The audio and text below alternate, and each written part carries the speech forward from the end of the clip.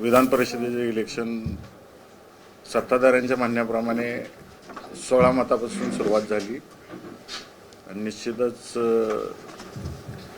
आमचे उमेदवार आदरणीय वसंत नाना यांचा 22 तारखेला विजय होणार आहे.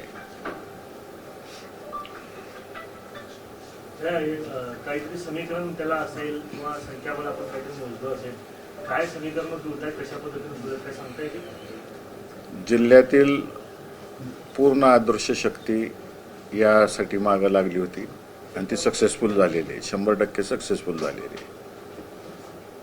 किती मतांपर्यंत पोहोचलो? विजय आहे आमचा 100%. जिल्ह्यावर कशा पद्धतीने मतदान प्रक्रिया पार पडली, क्रॉस वोटिंगची ज्या ठिकाणी होती ते काय झालं नेमकं? अदृश्य शक्तीने ज्या पद्धतीने वोटिंग करायचं आहे त्या पद्धतीने वोटिंग झालेलं आहे आणि या जिल्ह्यामध्ये जे लोकप्रतिनिधी जनतेने निवडून दिलेले आहेत त्यांच्यावरची जो अन्याय झालेला आहे आजपर्यंत, त्या अन्यायाचा वाचा फोडण्याचं काम या मतदानाच्या रूपातून त्यांनी केलेलं आहे आणि येत्या 22 तारखेला ते तुम्हाला सर्वांना दिसून येईल. भैया, ह्याच्यावर अदृश्य शब्दावरती जे आहे ते आमदार सचिन कल्याणचे यांनी टीका केली की अदृश्य होण्याची वेळ आता तुमच्यावरती येईल. बघूया 22ला अदृश्य कोण होतंय ते आणि युगो प्रॉब्लेम कोणाला आहे तेही 22 तारखेला बघू. आणि ते नवीन आहेत राजकारणात, लहान आहेत, त्यामुळे लहान मुलं बोलतात अशी. भैया, जिल्ह्यातील कोणकोणत्या मतदान केंद्रावर अदृश्य शक्ती काम केली ते तर सांगा. सगळ्याच, एकही बूथ असं नाही, एकही तालुका असं नाही की जिथं अदृश्य शक्तीने काम केलं नाही. भाजपने ठोसपणे सांगितलंय आपकी बार 500 पार, तर तुमचं काय आकडेवारी? मी पार बेर सांगणार नाही. वसंताचा या दुष्काळामध्ये बहरणार आहे चांगला जिल्हाभर. भैया, काही अनुचित प्रकार किंवा जसं की काल उमेदवार असं म्हणाले की चैन वोटिंग होण्याची भीती आहे, त्यामुळे ती होऊ नये याची काही उपाययोजना जिल्हाधिकाऱ्यांनी कराव्या, तक्रार दिली आणि ते थांबले. काय प्रकार घडले? आम्ही वेळेस तक्रारी दिल्यामुळं हिंमत झाली नाही पुढच्यांची तसं काय करायची. एक प्रकार उत्तर सोलापूरच्या ह्याच्यात घडला, परंतु आम्हाला डॉक्टर बाबासाहेब आंबेडकरांनी जो अधिकार दिलेला आहे मतदारांना, तो मतदारांचा अधिकार हिरावून घ्यायचा नव्हता. नॉर्थ सोलापूरच्या बूथवरती त्या ठिकाणी गॉगल कॅमेरे असलेले मतदार आले होते, परंतु आम्हाला त्या मतदारांवर अन्याय करायचा नव्हता म्हणून आम्ही कुठलीही तक्रार किंवा केस दाखल केली नाही. परंतु त्यातले गॉगल त्या ठिकाणी निवडणूक अधिकाऱ्यांनी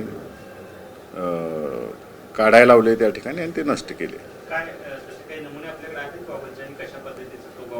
आहे, दाखवू शकतो मी तुम्हाला नमुना.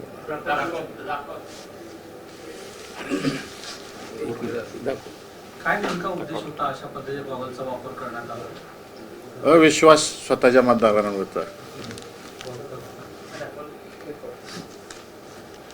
हा गॉगल आहे, इथं कॅमेरा आहे, याला इथं HD स्लॉट आहे, चार्जिंग पोर्ट आहे आणि या साईडला एक बटन आहे, मेमरी कार्ड आहे, त्याला ब्लूटूथ कनेक्शन आहे. इथं बरोबर सेंटरला कॅमेरा आहे.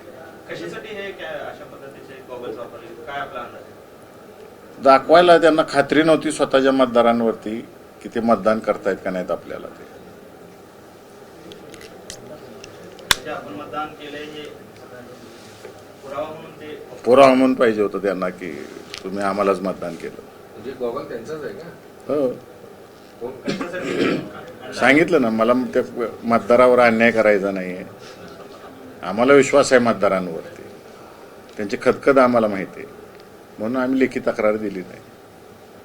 आमदार राम सातपुते असं म्हणतायत की आमची लढाई ही मोहिते पाटील आणि जानकर यांच्या विरोधातच आहे. जानकरांची आता कुठेतरी गुरची झाली असं वाटत नाही का? कारण हा निवडणुकीपुरती जानकर तिकडे गेलेले होते आणि आता त्यांनी मोहिते पाटलांच्या विरोधात पण आता बंड फोपाटलेला आहे. मी पहिल्याच दिवशी सांगितलं, आमचा घरातला विषय आम्ही घरी संपवू आणि त्याच पद्धतीनं जे कोण बोलतंय वारंवार त्यांना मोहिते पाटील झोपता उठता. ते संताजी धनाजीचं कसं होतं, मोगलांना ते संताजी धनाजी त्यांचे घोडे हे कायम दिसायचे. मालकापाशी दुकान चाललं पाहिजे कोणाच तर, त्यामुळे मोहिते पाटलावर बोललं पाहिजे. म्हणून काही मंडळी या जिल्ह्यातली कायम मोहिते पाटलांवर बोलतात. पण जानकरांचं यूज अँड थ्रो झालंय असं नाही. ते आपण आमदार साहेबांना विचारलेलं बरं राहील. राऊतांची विजयाची सभा अकलूजमध्ये होणार का? आमचा वसंताचा भर सगळा झालाय जिल्हाभर आणि कोणाची सभा अकलूजला होणार. ते म्हणतायत की आम्ही शशिकला निवडणुकीच्या वेळेस असं म्हणाले होते की एका व्यक्तीच्या इगो दुखावण्यामुळे ही निवडणूक लागली. पुन्हा एकदा त्यांनी आज तेच उद्गार काढले. त्यांचं असं म्हणणं आहे की ज्या व्यक्तीच्या इगो दुखावण्यामुळे ही निवडणूक लागली होती त्यांना त्यांच्या इगोचं उत्तर 22 तारखेला मिळेल. माझं मत असं आहे पत्रकार मंडळींना की तुम्ही कोणाच्या इगोमुळे इलेक्शन लागलं हे त्यांनाच विचारा. मतदार सांगतील चांगल्या पद्धतीने तुम्हाला. सत्ताधारी पक्षातले मतदार सांगतील कोणाच्या इगोमुळे हे इलेक्शन लागलं. भाईसाहेब, तुम्ही उत्तम जानकरांच्या संदर्भात सारखं एक म्हणताय की घरातला प्रश्न आम्ही घरात मिटवू, मात्र त्यांनी बाहेरच्यांना, घराच्या बाहेरच्यांना साथ दिली. मग कुठंतरी ते घरातून बाहेर पडले तुमच्या? माझे राष्ट्रवादी काँग्रेस पक्षाचे सगळे आमदार हे घरातलेच आहेत. मी सुरुवातीला सांगितलं की मला घरात गप बसून भांडणं मिटवायची सवय आहे. काही भावकीला सवय असती घराच्या बाहेर बोलायची, ते बोलले असतील. आता सगळे इलेक्शन संपले. 22 तारखेनंतर आमचे नेते पवारसाहेब बोलवतील सगळ्यांना. साहेबापाशी आम्ही काय ते साहेबाचा आदेश असेल तो आम्ही मान्य करू सगळे. जानकर असतील घरातल्या किंवा तीन भावांनी जानकर- उघड उघड बंड केलेलं दिसून आलं या निवडणुकीत. पक्ष कारवाई होणार का? हो का, मतदान त्या तिघांचं होतं का मतदारांचं होतं? त्याचा निवडणुकीवर परिणाम झाला ना, जो होऊ शकतो. मतदार एक सुद्धा माझ्यापासून हल्ला नाही. पण मग पक्षनिष्ठेला काही महत्व होतं, पक्षाच्या काही ध्येयधोरणांना काही महत्व नाही का माझं? ते सगळे देहधोरणं पवारसाहेबांपाशी ठरतील. मतदार जरी हरले नसले, त्यांनी तुमच्यापासून हल्ले नसले तरी सुद्धा आमदार 3 आमदार हरलेले आहेत. हे कुठेतरी आत्मचिंतनाचा विषय नाहीये. पवारसाहेबांपाशी ठरेल सगळं त्याचं. पण भैया ह्या कारणामुळे असं झालं की सोलापूर जिल्हा हा राष्ट्रवादीचा बालेकिल्ला म्हणून परिचित.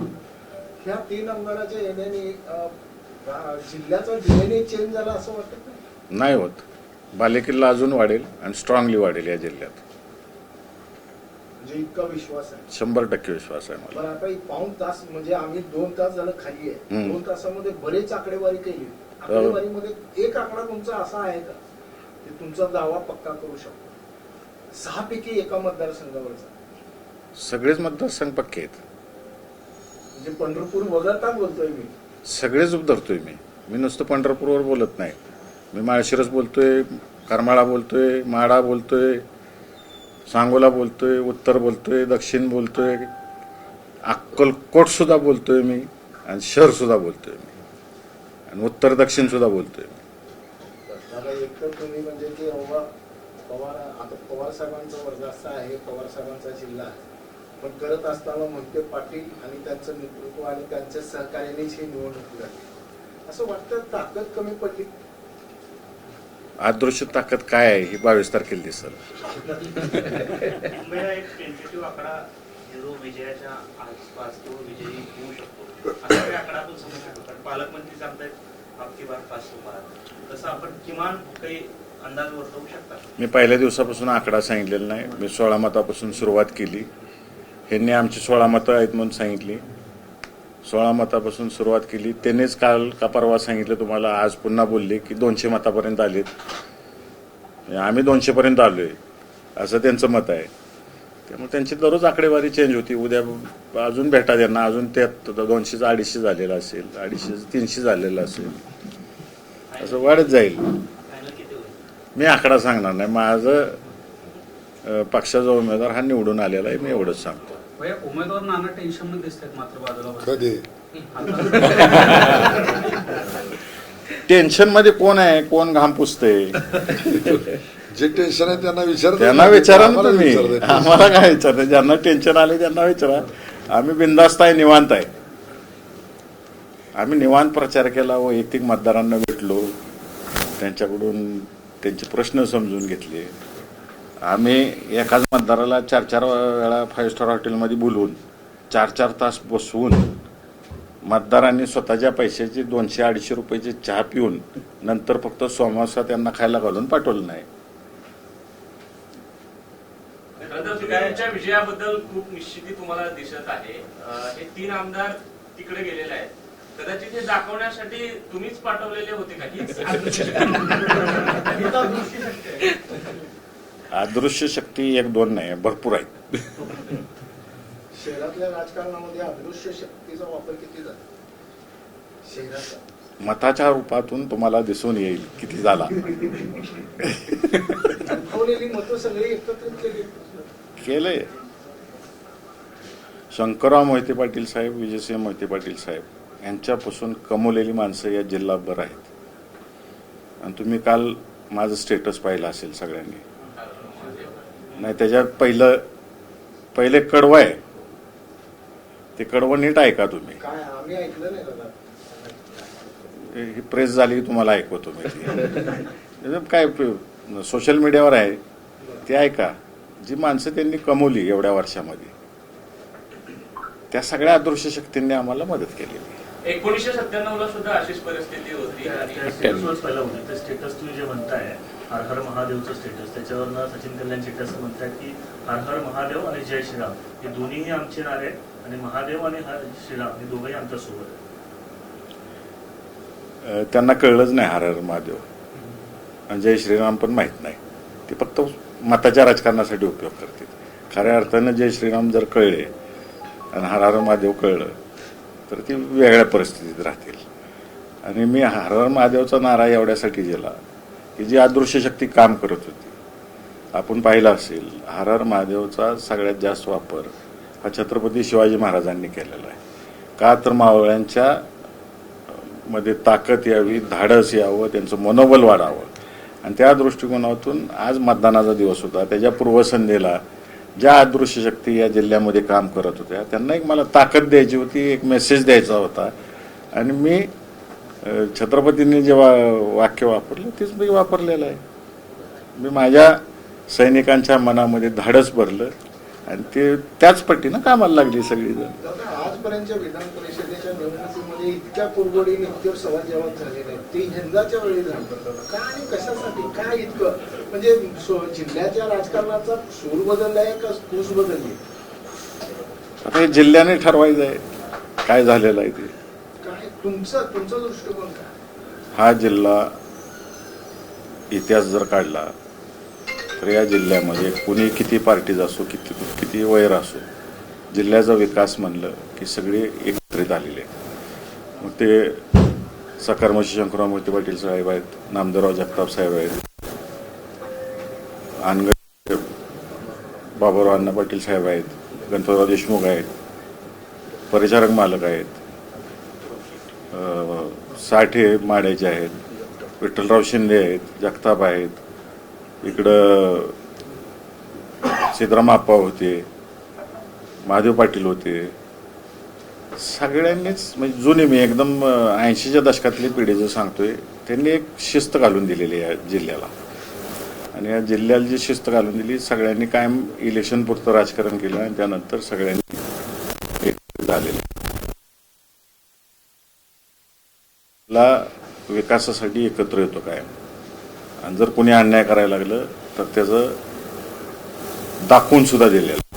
मग ते तुम्ही म्हणता विधान परिषदेचा आता 2 वेळा झालेला आहे की कमी संख्येचा माणूस बहुसंख्येला पाडून निवडून आलेला आहे. आता हॅट्रिकची वेळ आहे ती आणि ती हॅट्रिक होणार आहे.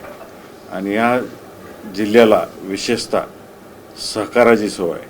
आणि सहकाराचं एक वाक्य आहे काय आहे? विनासहकार नाही उद्धार.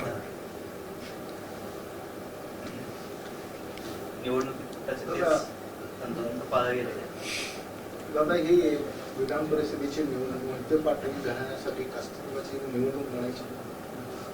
आमचं अस्तित्व या सोलापूर जिल्ह्यातील सर्वसामान्य जनता ठरवेल. कुठला नेता ठरवणार नाही, कुठली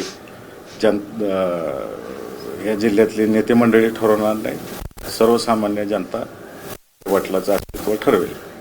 आम्हाला ज्यावेळेस वर न्यायचं आहे त्यावेळेस जनतेनं वर नेलेलं आहे, जेव्हा खाली आणायचं आहे तेव्हा खाली आणलेलं आहे. असं एकदा घडलेलं नाही, 3-4 वेळा घडलेलं आहे आणि माझ्या आजोबांपासून घडलेलं आहे. आणि ते आम्ही कुटुंबाने स्वीकारलेलं आहे. परंतु जनतेची नाळ आम्ही काही सोडलेलं नाही. आमचं एकच आहे, जीवात जीवमान असेपर्यंत आम्ही काम करत राहू. त्या जुन्या ऋणानुबंधामध्ये पंढरपूर अकलूज हे परत जोडून झालं पण का? मी सांगितलं अदृश्य शक्ती पूर्ण जिल्ह्यातली काम करते. राज्यभरामध्ये ठाकरे गटाचे 6 खासदार जे आहेत ते फुटले आणि ऑपरेशन टायगर जे आहे ते सक्सेसफुल झाल्याचं सांगण्यात येत आहे. आणि आता पुढचा नंबर जो आहे तो राज्यात सुद्धा अशाच पद्धतीनं आपले जवळपास जे काही आमदार आहेत ते देखील फोडण्याचा डाव आहे असं देखील चर्चा आहे. उत्तम जानकरांनी त्यावर देखील भाष्य केलेलं आहे. काय सांगाल कशा पद्धतीने राज्यातली परिस्थिती आहे? राष्ट्रवादी काँग्रेस पक्षाचं तर कोण हलणार नाही, इतर पक्षाचं मी काय बोलू शकत नाही. उमेश पाटील म्हणतात की राष्ट्रवादी अजित पवार पक्षाकडे जे जिल्ह्यातले तुमचे 4 आमदार आहेत ते संपर्कात आहे. मोठ्या पक्षाचे मोठे प्रवक्ते आहेत आणि ते मोठं विचार असतात. मी एक छोटा खासदार आहे, मी काय बोलणार त्यांच्यावरती. पण बऱ्या खरं तर 2.5-3 वर्षापूर्वी सुद्धा अशा पद्धतीनं पक्ष फोडले गेले, 2 पक्ष केले गेले, 2चे 4 केले गेले. आता देखील पुन्हा त्याच पक्षावरती हे केलेलं आहे. कुठेतरी राजकारणामध्ये नैतिकता शिल्लक राहिली नाही अशी एकंदरीत परिस्थिती आहे. जनता हे शांतपणाने बघते आणि जनता ज्यावेळेस इलेक्शन येईल प्रॉपर उत्तर देईल या गोष्टीचं सगळं.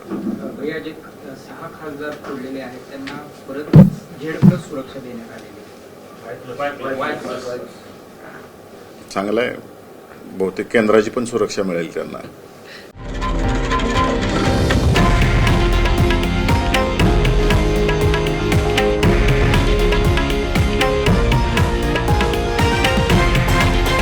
हे आहे देशातील नंबर 1 न्यूज नेटवर्क आणि आपण पाहत आहात TV9 मराठी, एकमेव.